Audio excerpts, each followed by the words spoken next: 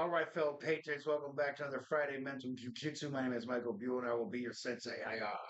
All right, have you guys seen the video of the 12-year-old Scottish girl with the knife and the action? She flashes it at some dude, and she's really agitated. She even calls him a kid basher.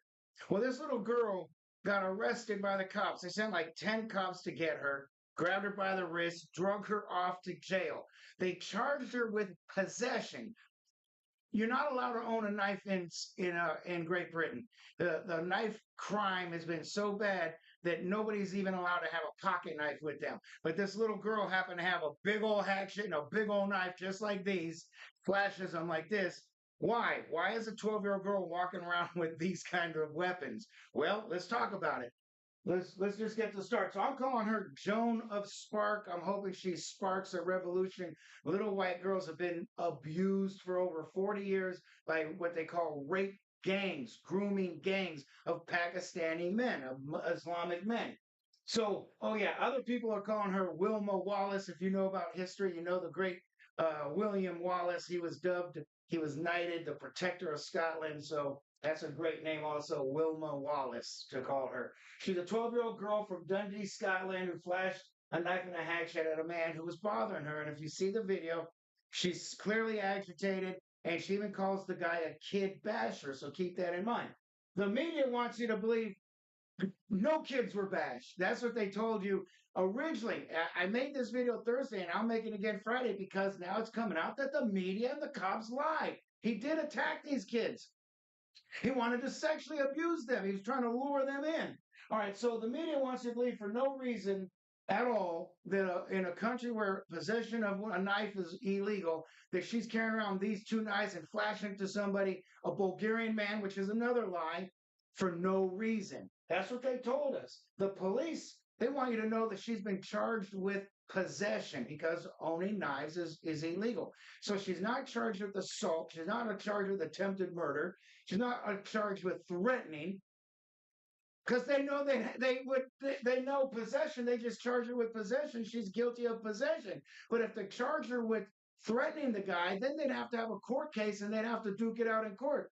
The police said they watched the CCTV cameras and didn't see the guy do anything. But that was a lie because now it's come out he attacked them. But why is the government lying to protect invaders over their children? This is insane, guys. And they've allowed this to happen for over 40 years, too, this government. So who's the man?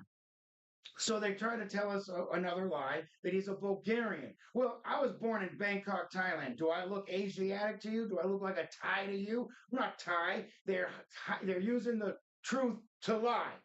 They could call me a Thai, but I'm not, right? But I was born there. So this guy, his name isn't Ivan Ivanov. His name is Fatos Ali Dumana. That doesn't sound Bulgarian to me. So, so this guy, yeah, he calls himself the gypsy gangster. In Bulgaria, there are Roma people. They are, but a great deal of them are Islamic. And I don't know anybody that would name their kid an Islamic name and not be Islamic. And he's no sweetheart either. He's got a big old AK-47 tattooed on the back of his neck, and it says Mafia underneath. So he may not be a devout Islamic person, but he's part of their crew in some way. But he's not Bulgarian and he's not innocent. So what does this little girl know that she's carrying around these knives for? Well, she knows for decades these rape gangs, these grooming gangs, these Pakistani men have been operating with impunity. Why have they been getting away with this? Well, because because the courts and the cops are afraid of being called racist, so the cops look the other way, and the courts magically lose papers. But everybody knows hundreds of thousands of these young girls, probably millions, have been abused by these people for the last 40 years, is what I'm telling you. She also knows that she's on her own. You can't even speak out against these gangs. If you say, hey, I'm tired of these Muslims raping our children, we ought to cut their balls off. Well, that's a hate crime. You got to go to prison for that. You got to go to jail. I say you can't hate for rape. There's no words you could say that's hateful enough. You should be able to say whatever you want. Your children are being abused on a industrial scale. What is Islam's fascination with white girls? I'm going to tell you what it is. So, Muhammad, peace be upon him. I'm not the enemy of Islam. I'm not the enemy of Muhammad. I'm the enemy of them coming to our lands and telling us we have to bend to their will. That's who I'm the enemy with. So all you guys sitting there on your couch watching the NFL, drinking your beer, acting like nothing's happening, shame on you. You are under attack. Wake up. This is ridiculous. So Muhammad was a slave trader and he had four concubines. So if your prophet, the leader of your religion, is okay with slavery and concubines, well, then all of you are okay with slavery and concubines. That's part of the deal. So after his death, there became the first caliphate after his death was called the Rashidun Caliphate. They called them the four rightly guided. So there were four men in succession that took over from each other, and all of them obviously were into slavery. They had slavery, so obviously slavery is okay.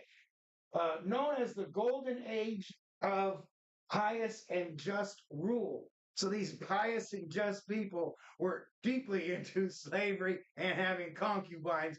That's part of the religion, guys. So they're coming over to your lands. You got to protect your children. White females were the most sought after and the most expensive. And this is right. This is in the first caliphate after Muhammad's death, the rightly guided. So I don't know what to tell you. That this is part of their culture. That's why they're still doing it today. All right. After this caliphate became the Umayyad Caliphate. There was a dramatic expansion of the Islamic Empire. Well, how do you dramatically expand your empire? Oh, I don't know, by killing everybody around you, by converting them or chopping their heads off. One of the largest empires in history. This empire spanned 3 continents. They were Arab-centric monarchy. Of course, if Muhammad was an Arab, you would think that the Arab people would want to be in charge of this. So they were. And the Arab ruling elite, the Arabs were the ruling elite, and converts were considered second-class citizens. But at least as a Muslim, you couldn't be slave traded. And as a Muslim, they wouldn't chop your head off. So it was kind of smart to convert because they were on the march like they are today. All right. The word sakaliba literally means slave. I'm sorry, it means white slave. The originally was the Slavic people were enslaved, and then they discovered more white people in other regions of Europe. So they just said, well, what do we call them? Well, let's just all call them the same thing, sakaliba. So that means white slavery. I know black people, you think slavery is all about you. It isn't all about you. It's all about everybody. Everybody's been enslaved and everybody's enslaved people. And so that's why, it's so ridiculous hearing you scream about reparations. You know what your reparations are? You get to live with white people. You get to live in white society, first world culture. Remember, I did a Friday Mental Jiu-Jitsu where I said that we sent the freed slaves back to Africa, a place called Liberia, and they're living in third world squalor, can't feed themselves, they're eating each other, having civil wars. So your reparations literally is living with white people. White women were the most precious of all the slaves. So even white men, black Africans, whoever they enslaved, Arab, non-Muslims, the most highly sought after, most precious were the white females. They had them doing elite domestic work. I don't know what that means, belly dancing, teaching music, raising kids. But of course, their main role was to be concubines. Everybody wants to bang a hot-looking white chick.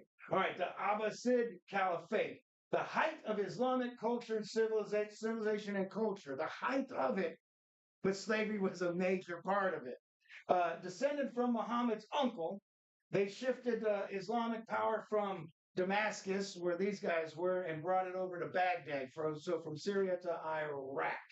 White females were considered luxury goods. That's what it's like walking around with a chihuahua in your coach purse, right? You got to be seen with a white female that's luxury goods. Concubines for the rich and powerful is what these white girls were used for. Slavery was a major part of society, culture, and the economy in the Abbasid Caliphate. Across the ocean in Spain, when Islam conquered Spain, there was the Caliphate of Cordoba. And fundamental part of the economy and social structure was, guess what? Slavery. Warfare and raids, they called Saifa, were into Christian kingdoms where they would conquer little white girls and bring them in. That's in from Christian kingdoms. Muslims and Jewish merchants imported large amounts of these white slaves, and even the Vikings in Dublin, Ireland, the Kingdom of Dublin, they also captured white people and sold them to the Muslims because Muslims love having white concubines. After this was the Ottoman Empire. They fell apart right after World War One. They had a system called blood tax. So if they conquered you and you weren't Muslim, you had to pay a tax. I forget what that's called, jira, whatever. You had to pay a tax, but also you had to pay a blood tax. You had to give your sons up to them. They convert them to Islam and then make them fight for them. Janissary, you ever hear of the Janissary? They're like super soldiers. White females were given as gifts to sultans. Sultans are kings, so every little Islamic kingdom were sultans, and that's what you would give a sultan was a white girl. White slaves were higher in status than their African counterparts. It's just the way it is, guys. I'm not picking on anybody. They even have a Hadith 152, Book 22, Sahih 1602, where Muhammad traded two black slaves to get a white slave. So that they've been into. That's what I'm saying. They're into white slavery for the purpose of concubines. So that's why this rape gangs have been going on in Europe. So you have to protect your children, your women and children around Islam. Islam's here to conquer you, and they've been into white slavery for 1400 years. You guys wake up. It's happening. All right, guys, if you want to donate to make it a fun, easy travel trip for me going into Mexico to fight, I'm fighting for Shingaso's Bare Knuckle Boxing. That's Shannon the Cannon's inaugural event. It's made possible because of Adam Stewart's miracle product. You guys got to look him up, find out how am I doing this with all my neck surgeries, back surgeries, ankle surgeries, 56 years old. You guys, this is incredible that I'm able to get up and do this. So yeah, check it out and download fight.tv and watch the old man get to work. Boom, boom, I'm winning this thing. I'm bringing the belt back. All right, guys, I'm out. Resist and assist.